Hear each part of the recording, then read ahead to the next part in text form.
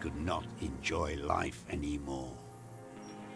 For him to stop reacting to stimuli, to be broken off from the world, cordoned into darkness.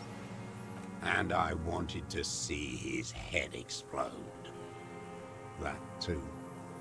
She should know better than to hold a child murderer between her thighs. I knew he'd be there for one more second, writhing. That's all it takes for the bullet to reach his head. Now that I think of it, I wasn't aiming for his mouth. I wanted his brains to spill out on her. But her body sweating from the drugs, slick from cerebral hemorrhage. Since she came to Martinez, I saw her sneaking in the reeds early in the morning, behind the Feld building. It was dark, still winter. She didn't have her skimpy outfit on then, just a spot in the night, moving. Past the Feld building on the coast? What was she doing there? Hiding something in the water. She had a fag after she'd done it. I was up in the ruins there. She couldn't see me, but I could see her, smoking. She was nervous, but not scared. And beautiful. That, too. How could you see what she looked like? You said it was dark. The sun came up. Her hair was like cobwebs. She smoked more fags and snorted a line of whatever shit she was on, right there. She needed it just to move. Her passport and tickets to Villiers. And from there to Cachet Brut. In the free state of Semenine, hidden away at the edge of the earth, near the Pale. After she was gone, Did you keep what was in it? When we found the submersible, it was empty.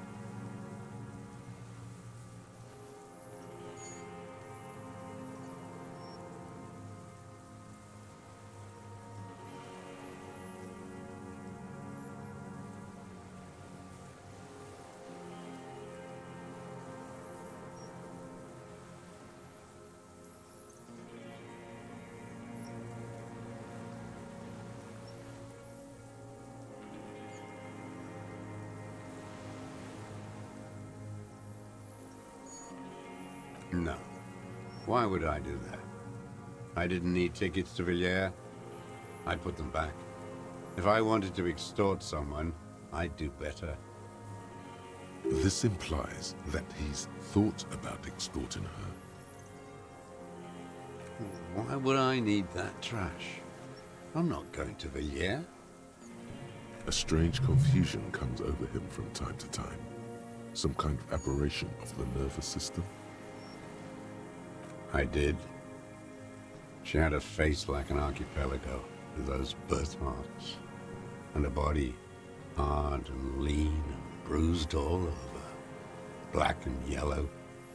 I could see she's taken a beating. I could see who she was, too. A spook, on the run. Revachol's the cloaca of capital now. All the bagmen and arms dealers end up here to do drugs and have sex like animals.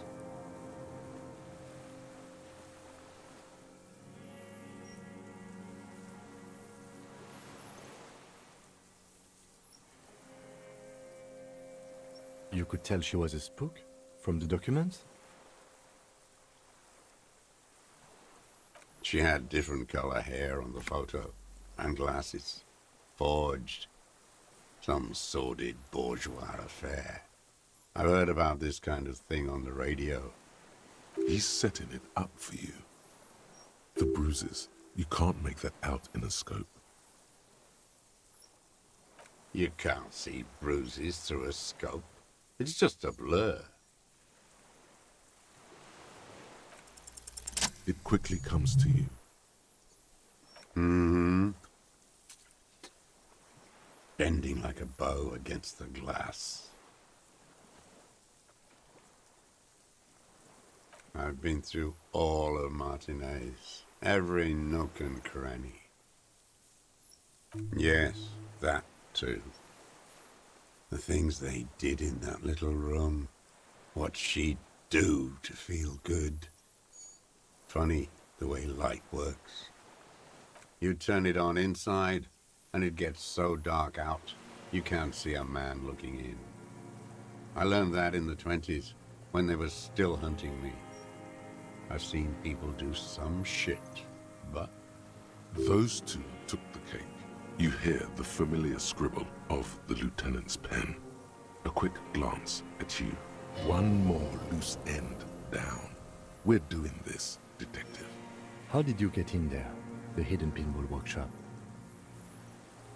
I can just walk in there now after a good wash. I told you, they think I'm an antisocial. Closing hour is a good time. The kitchen's empty. You had to open the steel door in the kitchen? How?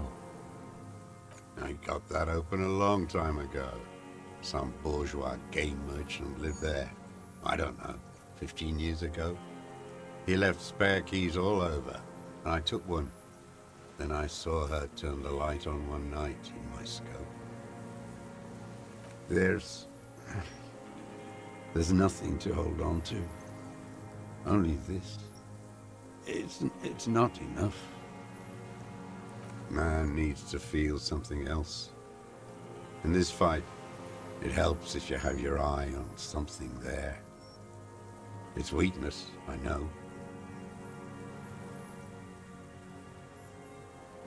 Yes, over the years. It's not unproletarian to feel something. Woman. And inexplicably, it doesn't go with his pained voice. Her. The lieutenant nods at you in acknowledgement. That's it. Motive. We have it. Where is she? I haven't seen her there for days. Safe and sound, sire. Surely you have not misplaced the witness. Locked up with your masters, like I'll be. Maybe we'll meet? She kept staring into the scope, you know. In the end, like she knew. Staring at the island, the fort, like she knew I was here. It doesn't matter.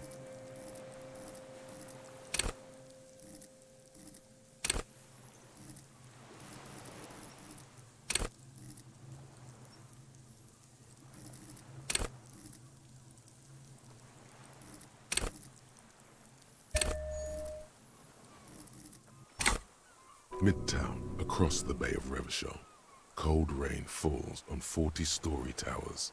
Above them, Lausanne Central Aerodrome, a cocoon suspended in the grey sky by a web of suspension wiring encircled by hybrid aircraft.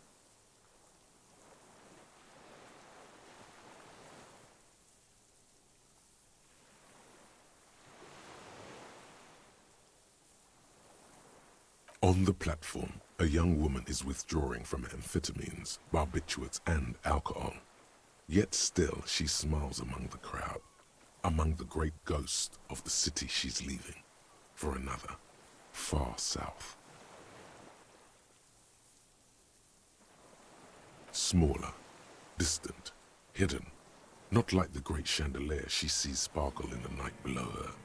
Streetlights, towers, tenements, and water. And across it, a dark strip of ruins, barely visible if she didn't squint her eyes.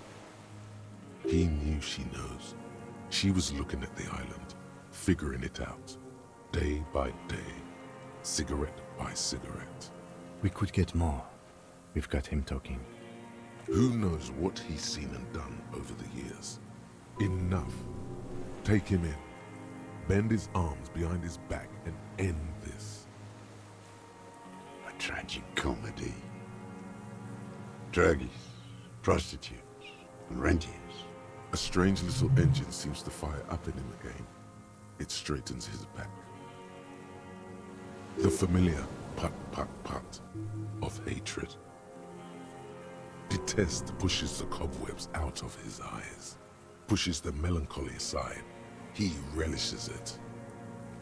Specifically, the whole city is a charnel house, stripped clean and draped in neon. But Martinez is the worst. Because of the racists, everyone is a racist in Martinez. It's their favorite thing to do in the whole world, listening to race-themed radio shows. In the ruins, in their lorries, pumped full of steroids and Radio Revachol 92. Race this, race that. It's all sanctioned by that Social Democratic Union and the farce of a Social Democrat who runs it. Yes, the fly larva in his container.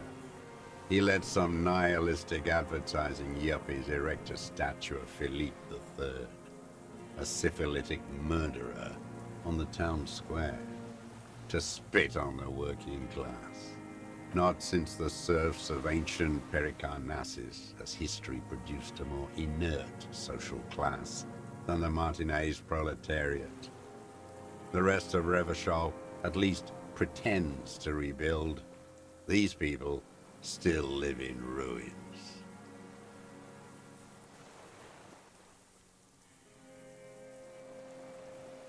Intense, like animals, like those boom-boom morons on the ice.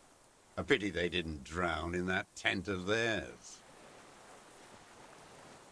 The worst of them is the blood-drenched Sucrion on her yacht, licking her lips. The old whore's gone now. Her gun-toting porcelain men are dead. So, actually, no. The worst is that old cock parading around in his uniform, throwing balls all day. It's not enough that the racists and liberals are dancing on our graves. The old loyalist ghouls still parade the ruins too.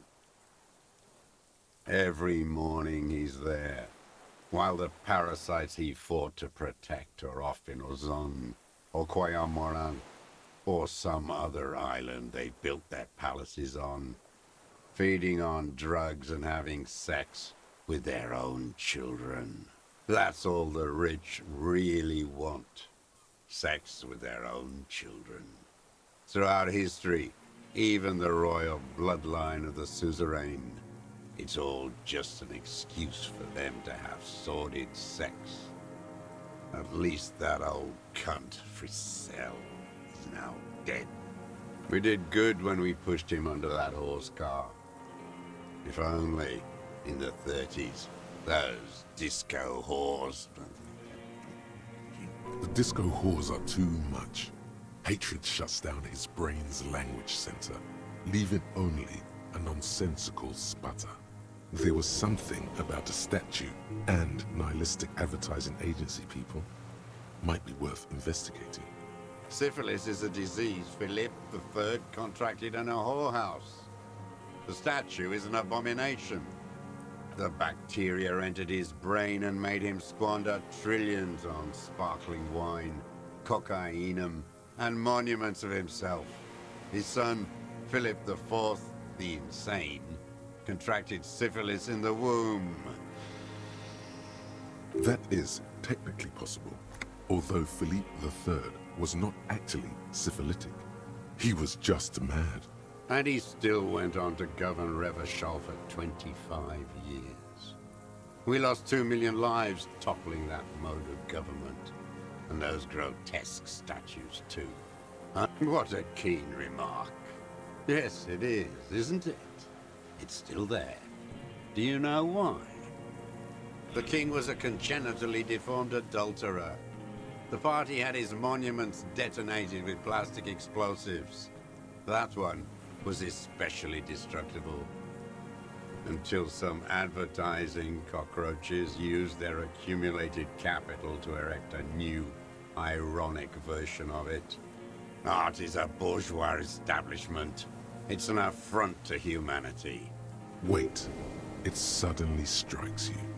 Perhaps it was not as it seemed. What are you talking about? What is this madness? The lieutenant, too, has cocked his head and is looking at you with a strange expression. So you're saying it's a communist monument now? Not only. We did always have the prettiest posters. Maybe you're right. That is how dialectics work. But understand this, art is still a bourgeois institution. And they all should still be sent to Yekokata. Don't be squeamish. It is commonplace to relocate the workforce as the need arises. All nations do it. It's called settlement. Some kind of bourgeois fascist. The fat union man let them put it there. Corrupt as he is. Probably got a fat check for it too. Shared with the law. Whores. Another hideous disappointment. Unions are the real enemy. The true enemy of the proletariat. Placating the masses. Disappointment. So personal. He displays a familiarity with the union's top brass. That deformed toad? I wouldn't expect him to wipe his own ass. I mean, the brains of the operation. The smart one. That mobster toad couldn't run a shithouse. He has no political education. His twin, Edgar Clare, that one's been to one of those East Revachol universities. He talks a big game about uprising and alienation and so on. First against the wall with him. The Clares wouldn't miss a man hidden in their own backyard. Not all this time. Nothing happens in Martinez without them knowing. Of course. Maybe the Clears asked him to. I haven't approached anyone. I hid. It was Edgar who came to me. How did he know you were here? He didn't just stumble in like an oaf. He figured it out. Some kids told him about a monster on the island. I told you, he has brains. Stepped right off the boat and walked down where you came. I even kept the door open for him. Thought he was a man of the left. Wouldn't rat me out. I was right about one of those things. 20 years ago. Neither of them could walk now, could they? They were less fat then. That's around the time the Clares came to power. Edgar did the talking. Paid his respects like I were a fossil in a uniform. Offered platitudes about the struggle. Flaunted his pink degree. Even quoted Marzoff. Never trust a social democrat who quotes Marzoff. Oh, and charity too. They love their charity. Offered me blankets and social housing. I still have the gas cooker he brought. Let me be here. The ZOC is an unlawful successor of the Commune of Revachol. We took this fortification from the Loyalists. Even the Clares understand this. They let him be here. Understanding was a courtesy. But why such a courtesy? You know why I killed that fucker, Duat.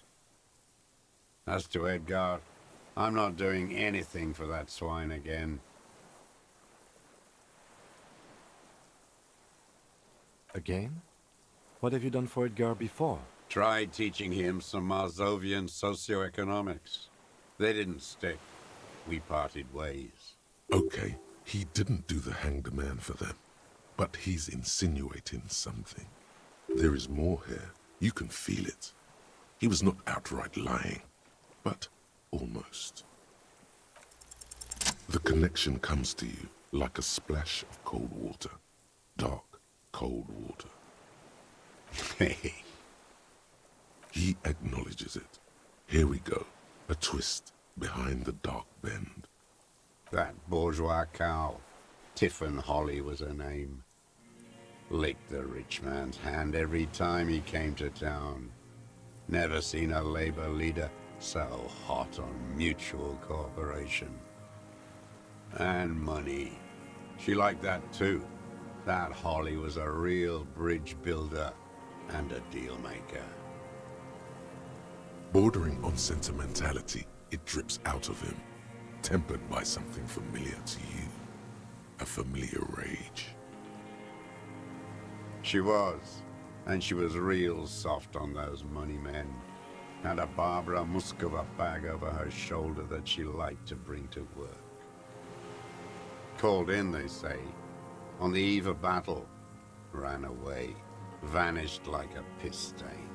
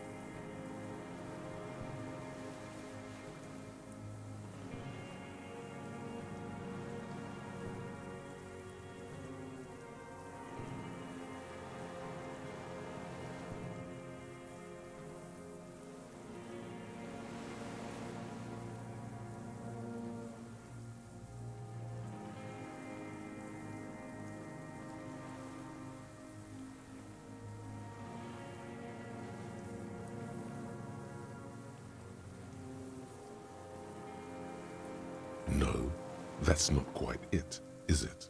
Did she? They say her daughter called in, not her personally. But that wasn't really her daughter, was it? No, I guess it was not. She couldn't make the call herself. Here it is, the bend in the river. The truth. Because she was dead. Just say nothing. The cow caught a bullet in her right lung. Fell into the canal grasping her tit and drowned. Or bled. Hard to say. It was a sloppy job. And a moving target.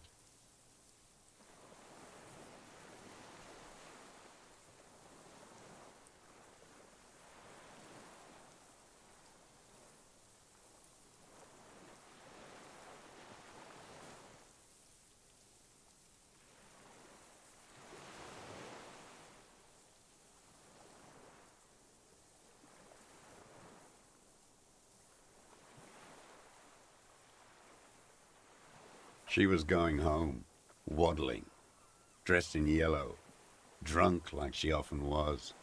The ruins are black around her, and she had a yellow leather bag under her arm. She tried to cross the canal.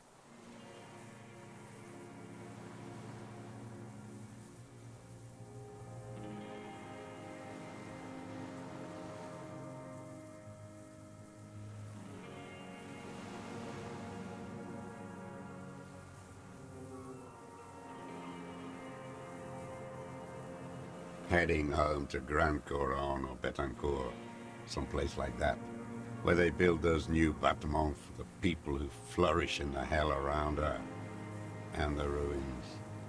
Be abstract here. A bit of drama. It was someone shot her. Or maybe she just fell. I get these violent ideations. My memory is filled with holes, especially the 30s. All I know is... Another big spike of rage. Different from the one he has for her. nothing changed. Not in the material base, not in the hegemony. There was no uprising. Just words. The Union fizzled, sogged. Nothing came of it. Nothing. Edgar didn't keep his part of the deal. If you were to testify to this, give the RCM something on Edgar, you could walk.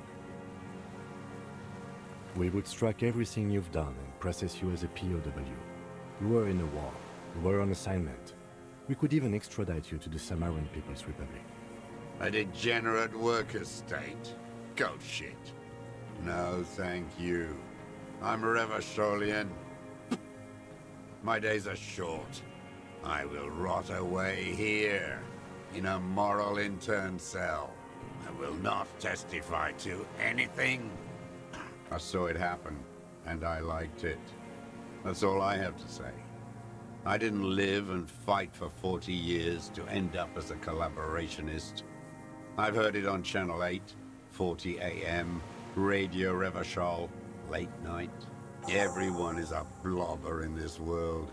Everyone betrays everyone. They're all already locked up for betrayal. The best ones, the ones with heart, were slaughtered, trampled.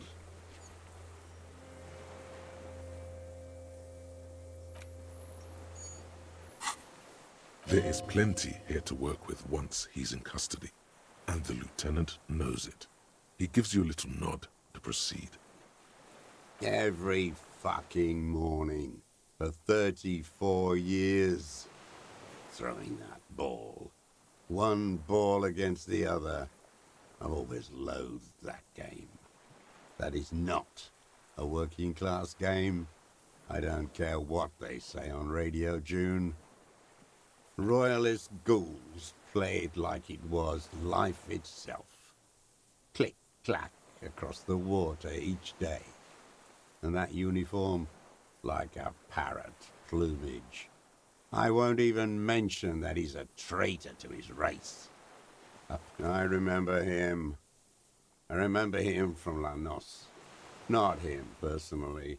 His make and model. There were tens of thousands of them. I thought we took them all out before the liberals came to their rescue. We missed one.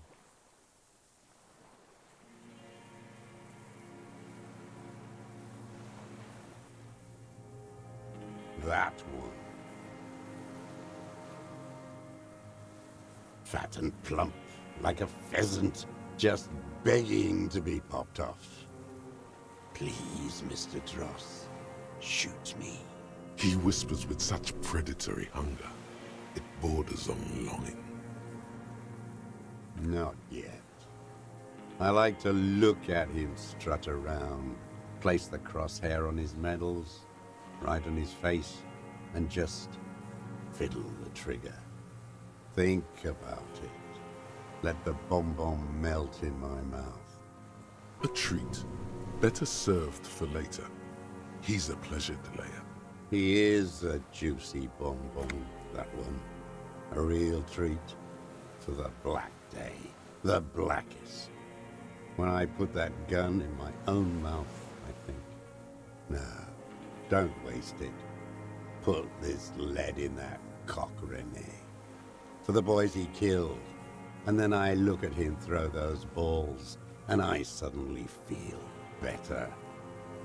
I even hid one bullet, so I'd always have one. For him. Haven't seen him around lately, strutting around. Must be down with arthritis. I hope it hurts like hell. No. I waited too long. I waited too long, and now he's dead? I'm sorry, Mr. Dross. I understand you knew him for a long time. They're all dead now. Fuck it. If he really wanted to kill him so bad, he would have done. There must have been 1,000 black days on these islands. And I blew them all. What does it matter now? He's gone. Ancient dust. All human beings care about each other. I cared for seeing his head explode. Now, God, you think I haven't seen people die? It's all I've seen them do. Fuck and die. All the other plans we had. To love. To colonize the Pale. It's all fucked. It doesn't look like he is. Okay. Glad we talked about what?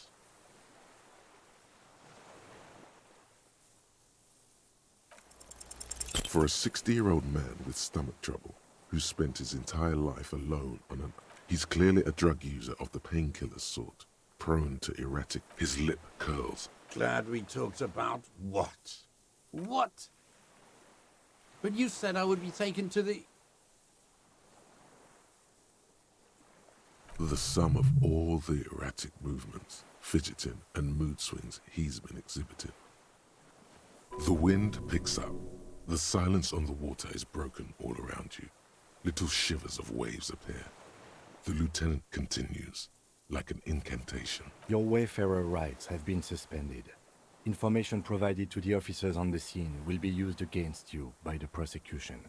You will be given legal counsel within 1 week and must face court in 44 days. Do you understand? Do you understand? But... No, I don't want to. I have to stay here. He's not afraid of jail. He's afraid of something else, like parting from a loved one. Your confirmation is not required, sir. Now on to the boat. Not really. We could escort him to the pier, then either one of us can take him inland while the other stays here. But then, who watches him while you're coming back here? You come back for me? How about I go and send a boat back for you? What is this farce? This is a... Lillian. You could ask her, maybe. This is no harmless old man. This fucking world. This world...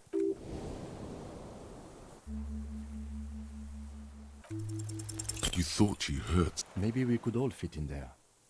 Actually, no. Okay, how about I take him to the precinct and you wait on the island? This world? What are you talking about? Is this... us?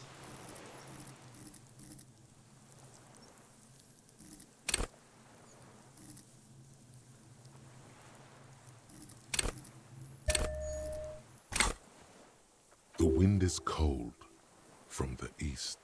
Your skin is crawling suddenly.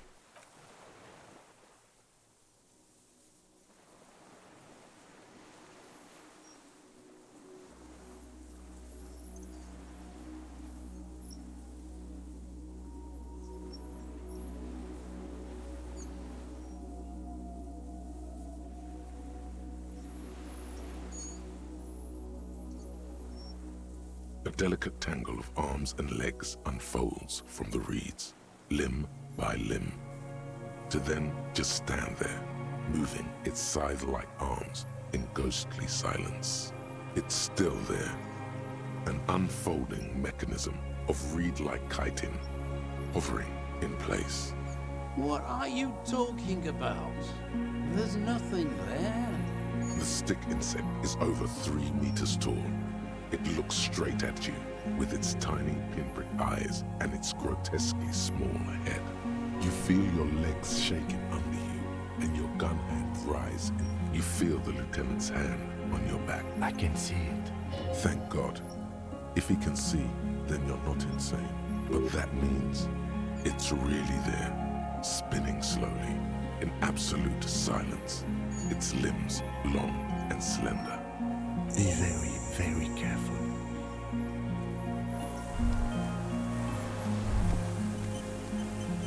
The creature stands on long stilt-like legs, antennae hanging from its head like a woman's hair, white and curled at the tips.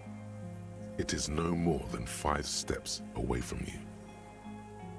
Reed-like tufts stick out of its joints. As the insect moves its forearms, it produces a faint hiss, like a reel-to-reel machine spinning after the tape break. Slowly, with your breath held, you take 2 small steps toward the phasmid. The creature lets out a series of ultrasonic clicks that swarm around your head like swallows. Sweat drips from your brow, soaking your chest. You reek of it. You're chemical. The tracheal system on the creature's abdomen expands in front of you to take in and expel air. It's smelling you. Hissing and clicking, it extends its mandible-like antennae to greet you. You're right below it now, looking up at the colossal... Okay. There is no change in the insect's motion while it's being aimed by the camera. It remains fixated on you. In 3. If it moves, you jump back. I'll shoot.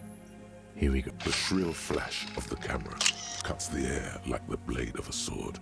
The phasmid freezes in its bright light. Head turned toward the lieutenant, hypnotized by the flash. It stands frozen before you. The sweat on your arms feels cold as ice, as if you're frozen as well, in the shadow of this great statue of chitinous marble. I got it. Immortalized. The limb before you is incredibly light, like eggshell. It's much lighter than a reed. You feel a soft push could tip the creature over. Its hollow exoskeleton collapsing. It's about to move. You can sense it. A small shudder passes the creature's arm. High above you, its black pearl eyes still glisten, mesmerized by the light passing its nervous system. There is some kind of countdown happening as it slowly processes the overwhelming brightness of the signal. The invertebrate is regaining control. The antennae hang from a great height. With your hand shaking, you barely touch the tip of the left whisker. On contact, the chitin curls into a spiral, like the tip of a poison ivy. Its touch on your fingertip feels cold, ticklish. The sensation is electrifying, resounding through your body. Looks like someone's got hurt in a fight. This antennae is much smaller than the other one.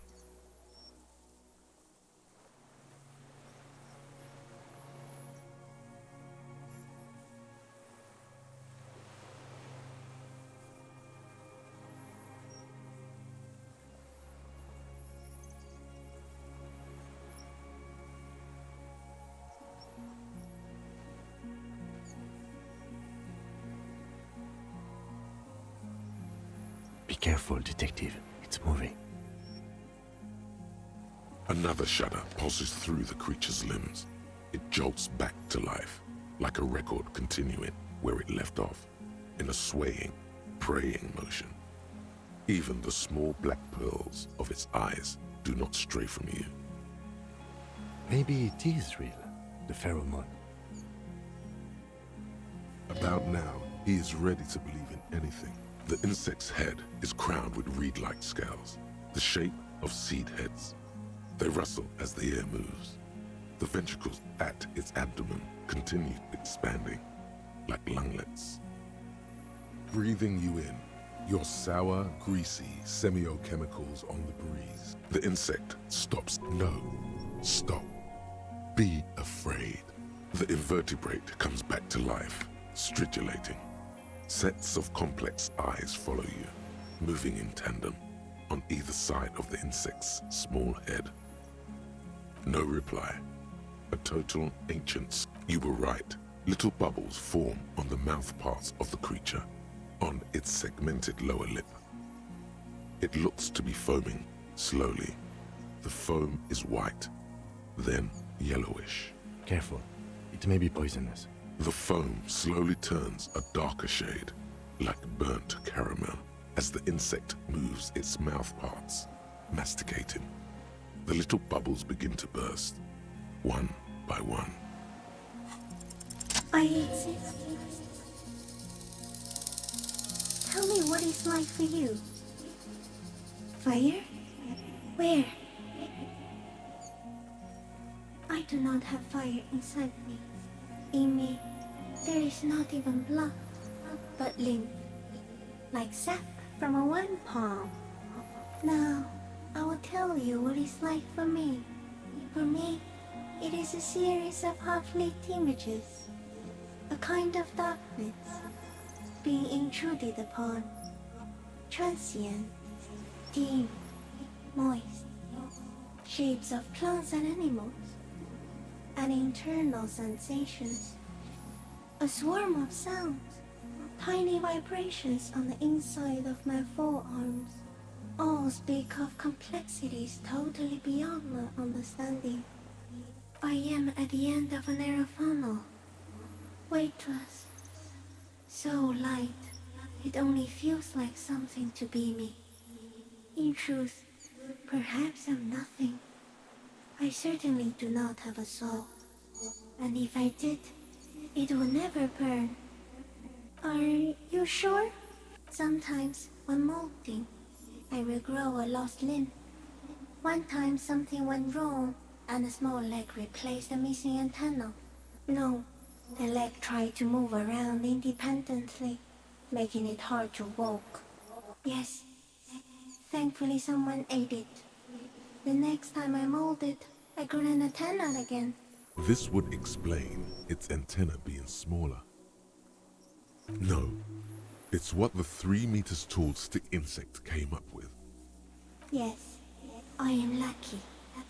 It is nothing compared to the horror that is you, with all of creation reflected in your forebrain. A nerve mirror of horrifying fidelity, constant, never-ending damnation. It would take 1,000,000 years of evolution, or a total reversal in the condition of the world, for your pain to end. So am I. I was born to detect sucrose rewards and semioc. He's in a bad state, deteriorating fast now. He thinks I am beneficial to him, but I am not. I only quicken his deterioration. Very slowly, and only because he won't go away. It is meant to keep them from noticing me, to interfere with the pictures in their heads. But he has looked at me for too long, and I am destroying him. No, you're awake. I am real. Light is forming me. This is real. Not even the birds know that. Not even a water lily. I think we should eat it. If it's a leaf, you can put it in your mouth. Or read. Yum yum. I am an unknown species of the order Phantasmodia, endemic to the Insulindian Insula. For the last 350 years, I have hidden in plain sight, masquerading as the reeds, molting, cloning myself, unfolding at night to play with trash bins and boys. It may have unknown, dangerous biochemical characteristics that help it maintain its camouflage. No one unnoticed by the first settlers and the land surveyors of the suzerain. Also, by the soldiers of the revolution and the officials of the occupation. Even the Seminoles Islanders who came here first but did not stay. You have not seen me. I have stayed hidden through 4 forms of government and 2 scientific revolutions until I was accidentally discovered by a detective of the citizen militia in Rebelshaw, district of Martinez, March 51. Yes, I do not have a star to display, so I use a neurodegenerative element to aid in camouflage. Do not worry. It is only destructive over long periods of time. The deserter. He's been here for a long time. No, there is one more.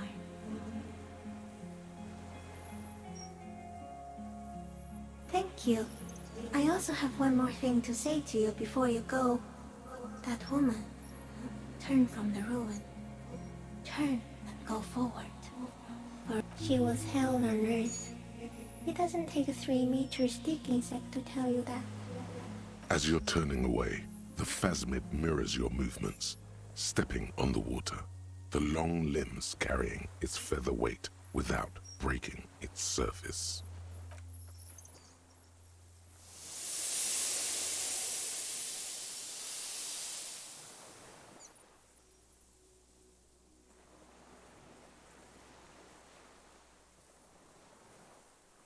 And just like that, it's gone, skating away across the sea's calm mirror like a skipping stone, leaving nothing but circles on the water.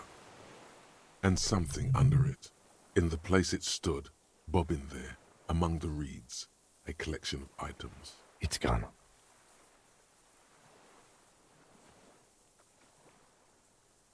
Apparently, yes, like a water strider. Only, I've never seen anything like that in my life. Looks like a nest of some sort. We should have a look. What now? Our suspect is not looking so good.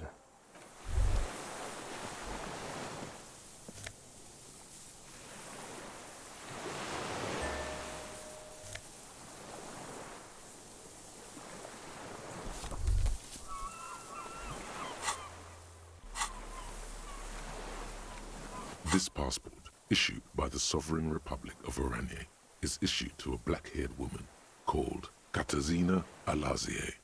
Classia's hidden documents. From the MT boy. It's Klasia, with short black hair and glasses. She looks boyish, younger somehow. Maybe our man, Mr. Dross, took it from Classia's, or whatever her name was, hiding place, or... Perhaps, but that still doesn't explain how it got into the nest. Like a magpie? What a coincidence. Then it would also have collected the other objects, which would be highly unusual. I can see how the helmet could wash up on the island, and the scope. Maybe Mr. Dross lost it, but to seek this out would be very unusual behavior for an arthropod. She said it would be for Anouk Meyer-Smith. Anouk Meyer-Smith. Katarzyna Alazie was supposed to be her real name, where Klasia comes from. Remember? God. Yes, somehow she managed to lie to us one more time. In a way, she's still lying to us right now. I don't know, but it's not Katarzyna Alazie or Klasia or Anouk Meyer-Smith.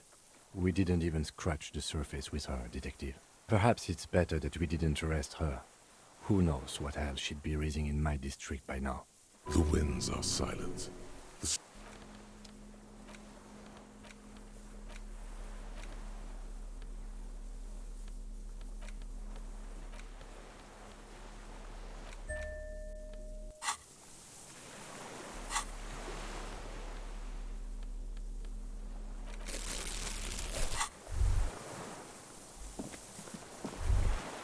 What is it?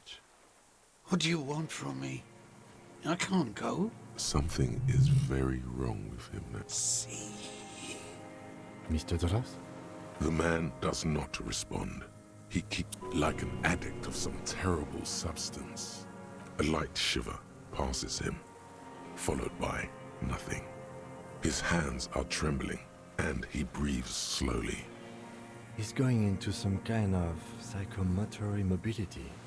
The good news is, this solves our transportation problem, doesn't it, Mr. Dross? the trembling mouth. Between this and the broken tire he's used for a boat, I think it's safe to leave him here, while we go and get help. It will need to be medical first, I'm afraid. Old age and shock. Yes, the arrest and the appearance of the Phasmid, the combined stress. But you think it's something more than that, don't you? There's much more. Remember what it said when it spoke. You should be more careful, detective. Are you sure it wasn't having an effect on you? A valid hunch. Long-term exposure to something like that could be neurodegenerative. Also, you mean pheromonal? The scope, knowing of her bruises, his disposition toward Miss Orania? I see what you mean. That could be part of the shock. But you're right, something is off here. No response. He did seem distressed when it finally came to arresting him, like he didn't want to leave this place, and the insect maybe. I have absolutely forgotten to take notes. I hope I remember all of this. This will be one hell of a report. Thank God we have the photo. No one would believe you without it. He stares into the reeds. Your words don't stir anything in him. Perhaps you should. Nothing. The last embers have gone out. The war is over. If Kuno kicked it into the sea, as he said he did, the ebb would put it back here. This makes sense. Mr. Dross could have picked it up. Or the Phasmid even. If it did, this is incredible. No reaction. He's breathing. Did you take this passport and other papers from a boy on the coast? The spirit. He hears us. The spirit? No reply. Try something else? I lost. He turns his eyes to the reeds again, as he's done so many times. Beige and white stripes. He lost the scope. Then it somehow made its way over there. With the help of a Magpie Phasmid? This sight is a T9, Mr. Dross. Was it attached to the rifle when you made the shot? Silence. Not even a sigh. The plastic cape flaps around his face in a gust of wind. His back is slouched and his mouth open. The strength has all gone out of him. Just frail old bones in a sack of tracksuit trousers and a windbreaker. We should think about getting back to the mainland. To get help. He'll be safe here. If we don't take too long.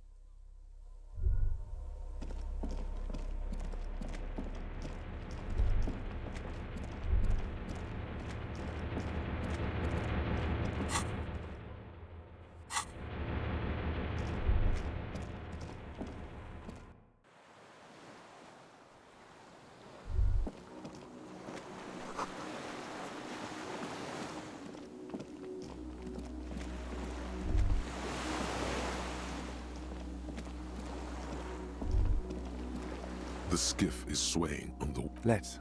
We are done here. The skiff rocks gently under your weight as you get in. But for the sound of conversation on the water, there is someone inland waiting for you. 2 men and a woman stand on the concrete square of a nameless village, looking at a small yellow boat as it draws closer. You reach the jetty and climb out of the skiff.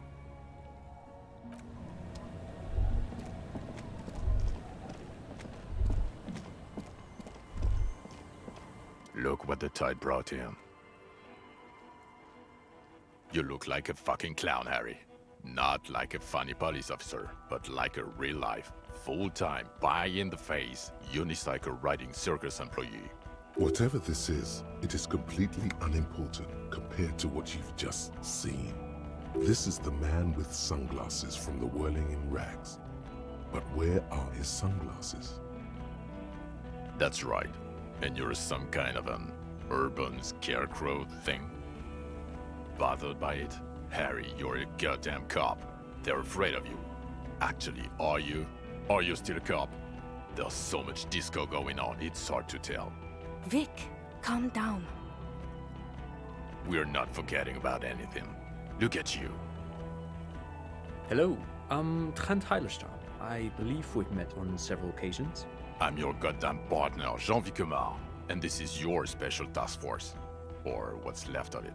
Special Consultant Trent Heilerstam, Patrol Officer Judith Minot. Hi. We've come to scrape what's left of you off the pavement. Lieutenant Kim Kisuragi, Prison 57.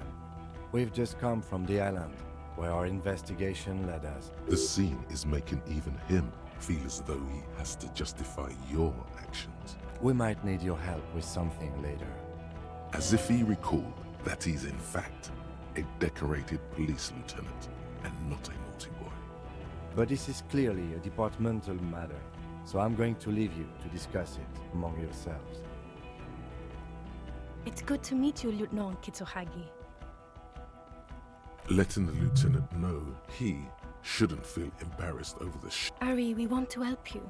Trent, I believe this is where you come in? I don't quite know what I'm doing here. I was asked to participate as an expert. I think I need to manage your expectations a little. I'm at best an enthusiast in cognitive science. My background is in something else entirely. I engage in neurology on a merely theoretical level. In fact, I should probably get going. No, Trent, it's too late. You're part of this shit now. What have you got to say for yourself, shit kid? What does he have to say for himself? He left you to catch the bullet. Shit, kid. What an interesting moniker.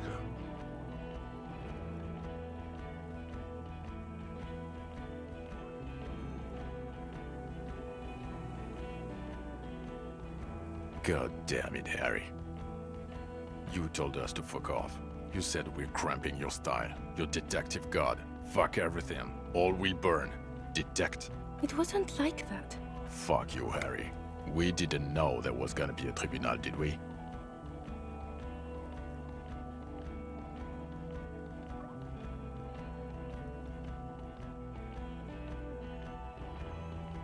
Here we go. Alcoholic delirium. Visions. All must pay. You. Shit kid. That's you. Despite all that you've done, the deserter, the Phasmid, the case. No. Because of all that you've done. The cafeteria manager you fucked over told us where you went. Strange. He didn't mention that. In fact, the establishment didn't look saved at all. There was a giant aerograffito in front of the building. It was on fire. I don't know. It had shit kid written all over it. Guilty as charged. I heard you'd lost your mind and your memory. I wanted to see if it was true, and it was. Good work, Harry. You're insane now. There's one less person for me and everyone else to rely on. He was too sarcastic for you to realize who he was.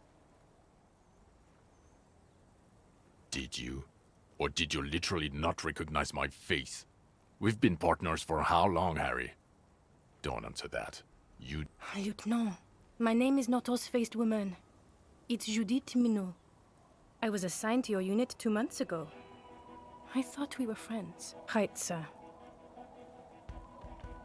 Yes, I'm Trond Heilestam. I never said I wasn't Trond Heilestam.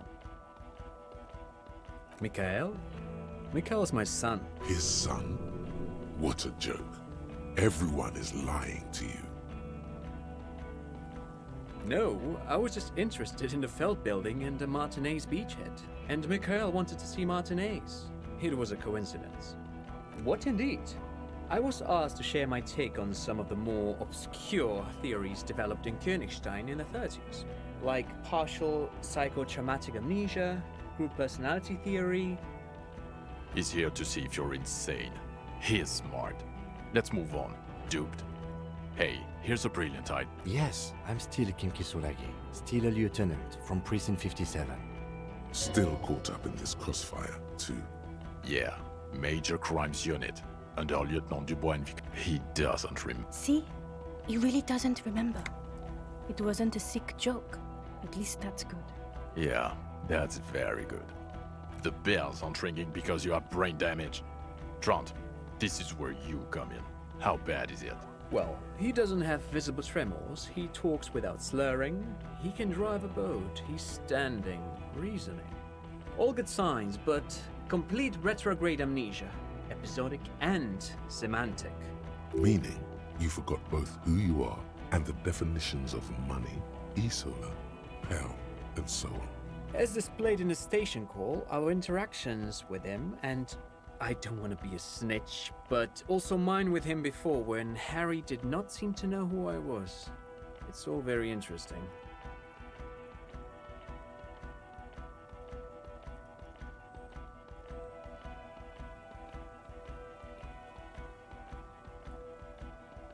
Interesting?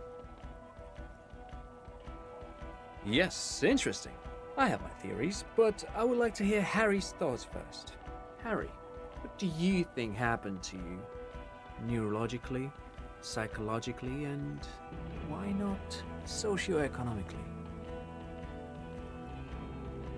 He is. He's getting better. And I can confirm that he drank a lot of alcohol prior to it happening.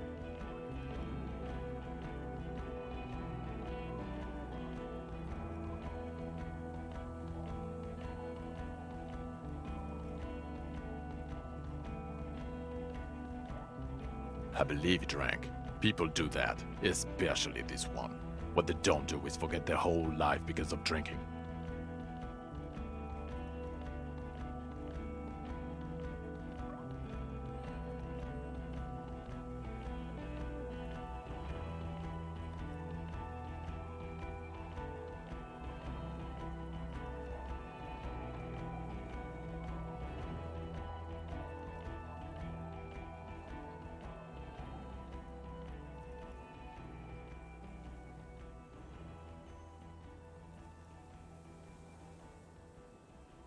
But Detective Vigmer, he has blanked out before.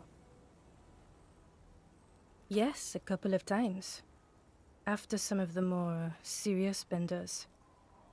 One was after the 2 drunks case, the other when we looked into that mural.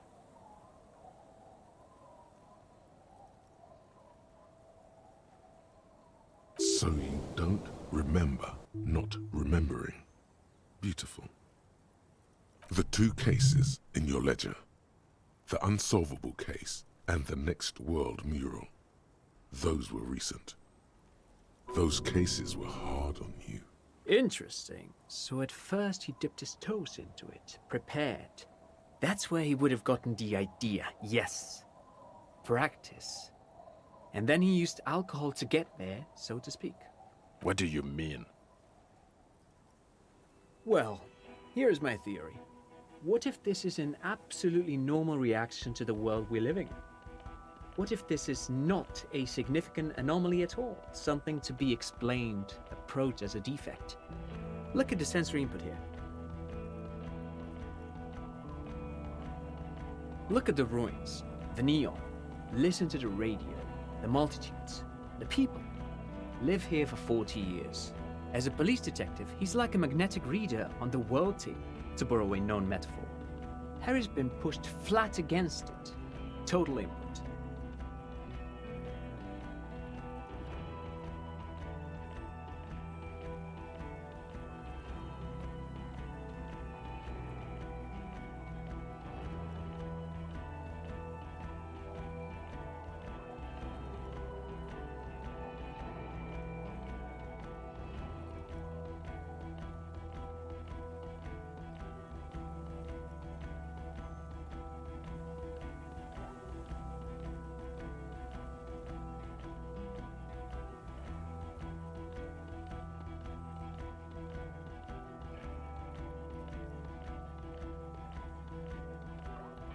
Hardwired to the free market.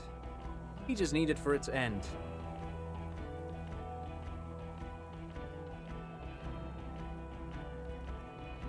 Okay, Trent, thank you. That's absolutely meaningless. I'm glad we brought you. Will he or will he not be able to work in the Major Crimes Unit? Is he a crétin now? I want to know that.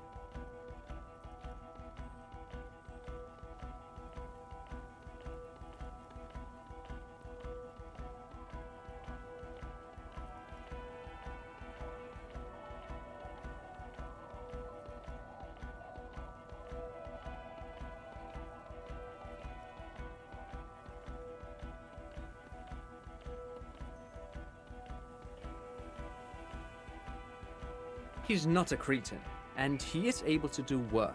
If not in his previous leadership role, then as a line detective. No one even mentioned that. I misphrased my question. It should have been, is he able to put his clothes on and use the body? Or do we need to get him on a disability pension? They can keep that pension. You're rock solid. You can put your clothes on hard. Now nothing. Now we're just going to stand here. No, now we discuss that. What the fuck did you do to a motor carriage? Why is it there, Harry? Lie. Just bide your time. Ask something, then lie. Yes, in the ocean, under the sea. Our work vehicle, with fishing clams and other sea shit. I drew. You drove it into the water. Everyone on the street saw you do it. It's going to be a local landmark too, on the brochure. Thank you for fucking us, Harry. Thank you for destroying 45,000 real of police property that's coming out of my payslip. You know that, right? You're gonna get... It doesn't matter. Your badge, Harry. Show me your badge. In a rush to demonstrate your badge, your eager fingers can't sustain a grip.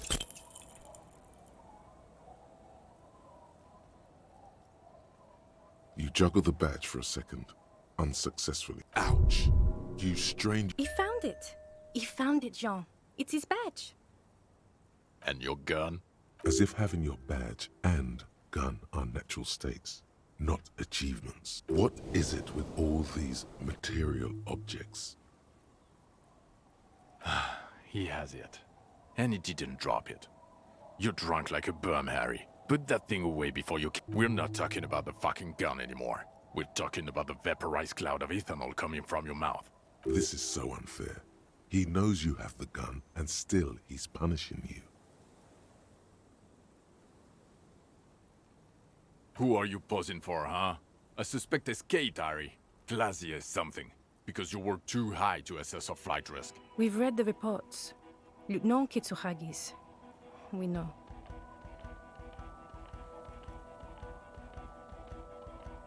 Oh, well. If she was nice. I'm not even gonna get into the other suspect, who also escaped. Yeah, Ruby something. Or the fact that you're Evra Claire's little peony now, doing I don't know what for him. That's small-time stuff. That's nothing. That's a humorous anecdote. Compared to the 7 people who were gunned down, the streets are literally red with blood. He did everything he could. We did everything we could. The company hired and vetted mercenaries. Lieutenant Dubois got between them and the locals. He did so at considerable risk to his own life. He was shot, not once, but twice. We stopped an execution, not a negotiation. The loss of life was minimal compared to... Detective, it's better if I do that. It's so much better if he does this. Thank you for the input, Lieutenant Kitsuragi. I didn't mean to suggest you didn't handle the situation. You've spent the week with him. On this... On the case? Un lieutenant Euphreta. Well, the drinking, the last gun, also losing his badge. That's all true. The man sighed. Then there's the superstardom. He likes to, from time to time, allude to being a superstar law official. At first, it's worrying, especially in light of his political views. Detective Dubois is, as you may know, a fascist, a far-right woman hater, and of course, also into race stuff, which, for a police officer, not good. Other still, he is also an ultra-liberal hustler who is always on the grind, which I guess goes well with some of his racism. I don't know. He is vocal about both beliefs, though. And then there's the motor carriage in the sea, and the drugs, of course. Some kind of anti-radiation drug he uses to induce visions. But despite all this, he is a great detective. One of the best I have seen, in fact. He can talk human beings into telling him everything. And he doesn't stop. In all the time I've spent with him, he has not once stopped pursuing leads, however far-fetched and tangential. He is tireless, madly driven.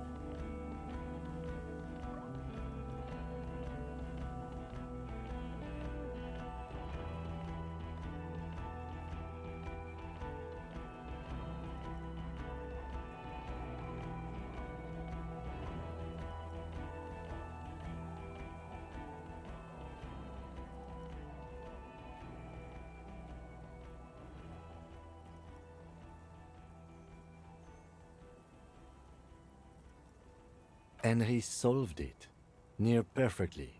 In 1 week we have a confession, a murder weapon, and the perpetrator. Locked on the island right now, awaiting transportation.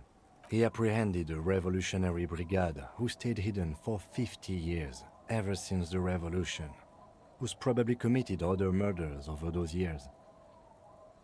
Oh, and he also discovered a new species. A new species? A colossal stick insect. It was on the island, camouflaged as the reeds. It unfolded from the reeds.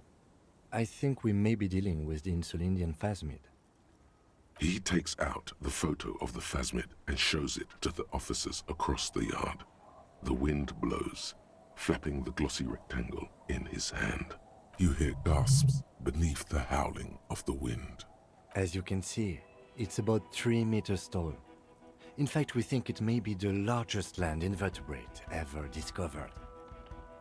Fucking hell is that? Is this somehow connected to the case? Detective? The old man was not aware of the phasmid's presence. Exhibiting a strange, atypical dementia, he fell into a stupor after its appearance. He became near catatonic. So it is connected. I must say, this is absolutely extraordinary. I don't even have words for it. Yes. It really does make it hard to fire the drunk. Now you make your case. Now is the time. Now or never. Female? You had to see it. It had the subdued colors of a female. And the nesting behavior too, I think. Incredible. Were there eggs in the nest? Not as far as I could see. There were other things there, though. It's interesting time. Forget about the rest. Actually, you know, this would indicate it was a male. This is far from anything in my field, but I think such nests are called bowers. They are for attracting males. It must be robust if it can move a helmet with its limbs. Yes. That would be a chiromone, a pheromone that's seemingly beneficial to the host. It usually stimulates the affected nervous system. Not a human's, of course, but perhaps a predator's?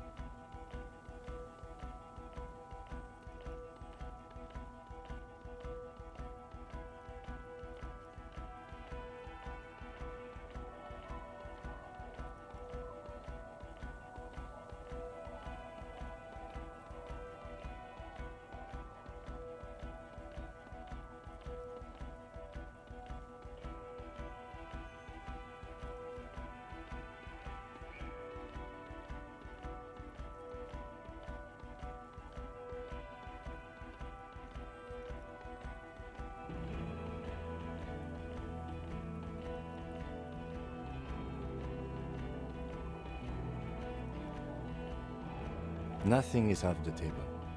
But I want to stress this. The find does not have to be connected to the case. The case is 100% prosecutable, without any chiromons. Of course, Lieutenant. Of course. We should treat the case and the Phasmid as completely separate from each other. People are not going to...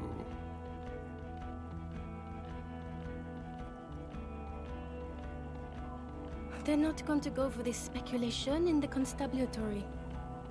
As in cloning itself? What makes you think so? Then it wouldn't matter if it's male or female. The Bower would just be rudimentary behavior from before the parthenogenetic mutation. That makes sense. Yes. Very interesting. Such organisms are extremely vulnerable to disease. A single strain of bacteria could wipe out the whole species. We're probably looking at conservation efforts here. Yes, but also reed-colored, beige and brown, a little green on the outside. After unfolding from a single stalk, it still retained parts that looked like reed tufts on its limbs. Incredible. The PR value of this is exceptional. Carp discovers new species. Maybe even discovers the Insulindian phasmid. No, that's too much. This would really help with some of the problems we've been having. Absolutely, this is great. This does not say vigilante murderers to me at all. This says science, news, human interest. You know, it's a really good thing you have that photo. Without it... Quit while you're ahead? Or no?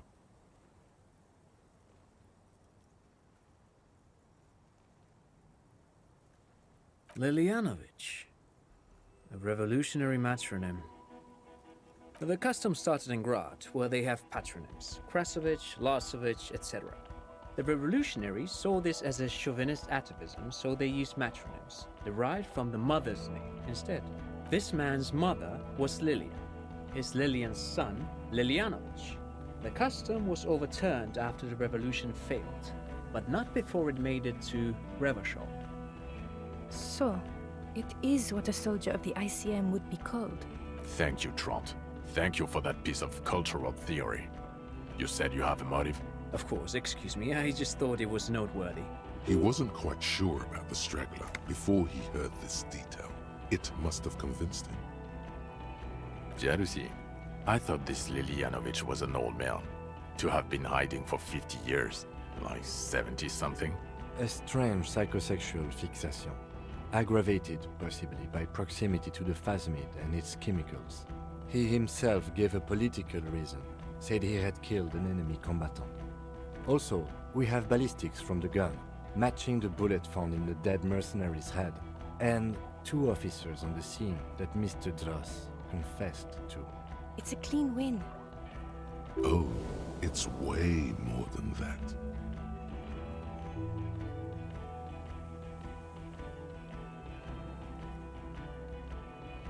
Perfect vaulting mechanism. Get over yourself, Harry. I can still smell the booze on the wind.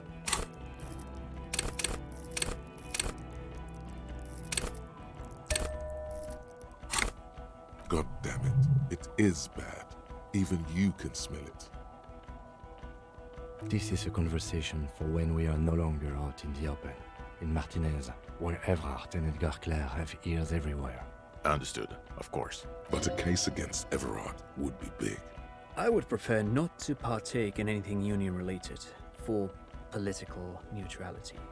This has to be good stuff for him to backpedal out of it at first mention. Yes. Fallen through a gap in a boardwalk. Drunk. The body was transported to Precinct 41, our morgue. I had Tilbrook and Mullins take care of funeral arrangements and family stuff. You're not the only cop in the world, Harry. This all comes back to us. Still, good work with the missing person, Detective. It's still a point for you. No denying it. Who's Kuno? You don't want to know. You're right, Lieutenant. I don't. You snorted the drugs, I know you did. It's a... What was that? It's... 4 kids were living in a tent on the ice. They were going to drown when it melted. It's not optimal, but the building was abandoned, so he put them in there. It's okay. I don't know what a doomed commercial area is. Why? That's not what you were supposed to do here. There was a fridge we needed and a possible witness. He was just chasing a lead and ended up advising a local shopkeeper. It was okay. Of course. Call it community outreach, right? I don't want to, but you discovered a new species and solved the murder. So I have to. Honestly, anything that ends this trial is okay with me. Agreed. The public relations potential of this is too valuable to let go. Okay. We have vehicles in the square, and the perpetrator needs to be taken into custody. Let's go. Now you will finally get to know who you... The man looks westward, impatient, jingling his car keys in his pocket. Who are you? You're a gym teacher, Harry. Well, obviously you're not a gym teacher anymore, but... Before you were a cop, you were a gym teacher in Coron. It's getting really cold outside. Should we maybe... No, a regular one. Harry, it explains everything. The running around, the jumping, the bicep girth, your inexplicable facial hair. The fact that you don't seem to know what homosexuality is. The raw, robust stamina output. Also, this guy. Just everything about this guy. Of course. Contact Mike. He's been on about Mike again. I hate that guy.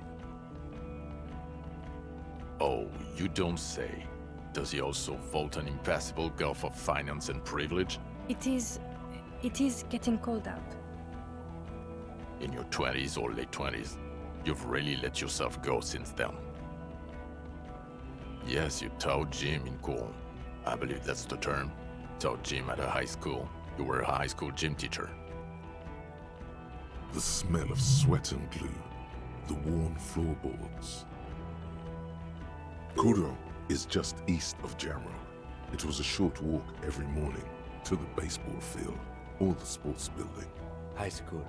Harry, your goings-on with Kuno, Andre, Assel, the whole thing on the ice. That's why you are so juvie. The regular. You found some chick. She inspired you to fight the big fight. Be more than you are. Oh, You, every morning, walking from Voyager Road to teach gym. She, I knew it. I knew no normal human being can run like that. He's an honest-to-God gym teacher. it's not a mystery. Some chick fucked you over. Also, you were drunk. you really went with it too. Really maximized the... Dora something. Dora England. Yeah, you mentioned her name. Not Dora Dubois.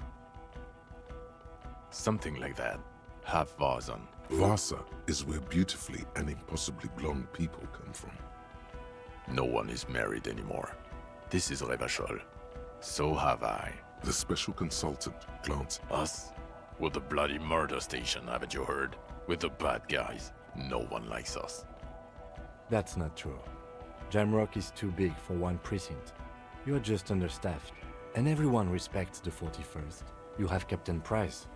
Thank you, Lieutenant. You're being kind. It is an understaffed station and the district is too big, which is why we need to...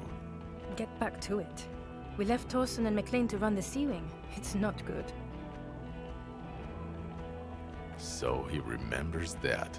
Yes, there may have been a raid on some churches. It wasn't good press. Shooting up churches never is. I was out of town, to be clear. Our enemies were hiding in a church, to the best of our information. That's it. I'm not talking about this anymore. Your security clearance is shit tier right now. You have to wait for it to go up. He means it. The RCM and its enemies will... Okay, it's not the bloody murder station. It's an... Jamrock is the largest ghetto in Rivachol. Faubourg, technically, but it's divided into 11 districts. Jamrock only has us.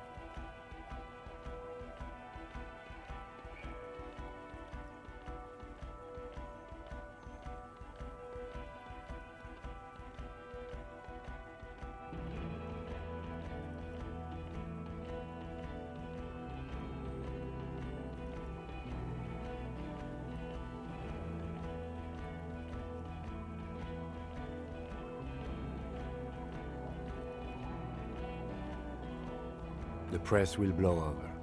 Jamrock is lucky to have you, and it's often considered to be the greatest of the districts. You're lucky to have it. Thank you again, Lieutenant. Who is Lena? She lives at 1113 Tabernacle Road. Tabernacle? It's on the way over. Near where you live on Perdition. Fine, if we're gonna drop you off anyway. She and her husband were conducting the search for the Phasmid. It's their discovery, in part. They should know as soon as possible. It would do you good to deliver some positive news for a change. Watch out, or she'll faint. Well, first I will go back to my station and write the most detailed report anyone has ever seen. It will have to be good to cover all these. Then I will have a serious talk with my captain. Detective, we just stopped a small-scale war. Something is happening to Revachol. I don't know what yet, but it's going to be a hard spring for the RCM. We need to get ready, infiltrate, investigate. Distant traffic. A scrap of newspaper drifts by, carried by the wind. Talk to Captain Price? I'd rather not ruffle the feathers of two captains with my work with Price? Would fit in. Am crazy enough. Can take the stress. He doesn't know how to finish the sentence. This truly came as a surprise to him. Not a bad one, but he's at a loss. Flattered? You're Lieutenant Kitsuragi. We would be flattered if you even considered. I would have to tie things up in GRIH first. But, I mean, whatever is coming, Jamrock will be more central to it than the harbor. And we also have a huge caseload, Lieutenant. Piles that we need to get back to. Mountains, even. I do like the sound of that. He's really considering it. Good. Fuck it, let's go. Tron brought his motor carriage. It's a 20-minute drive to Jamrock. Under the afternoon sky, the great district hums. A chessboard of wooden houses, 80,000 living souls, and chimney stacks. Fire traps as far as the eye can see. From Main Street to Precinct 41, to Boogie Street, forking into the snow-swept horizon. You close your eyes and hear the dogs bark. A lone woman sits by a factory window, dreaming of meteorite strikes. On Rue de Saint-Jérôme, a square bullet slides into a square-shaped chamber. In Old South, a man without eyelids smiles. Spring has come. It's time. Dawson? Yes. McLean? Yes. Heidelstein? No. Vicmair? Yes. Dubois? Of course. Really? Nick Gottlieb looks up from the list. I hear he's quite unstable. You say that like it's a bad thing. Captain Ptolemy Price gestures with a ballpoint pen. It's dim in his office, and the curtains are drawn. Harry's our man. He'll pull through, and when he does, he'll side with Revachol. Understood. Gottlieb returns to the list. Minnow? Wonderful. Then can we please just go back to Jamrock now?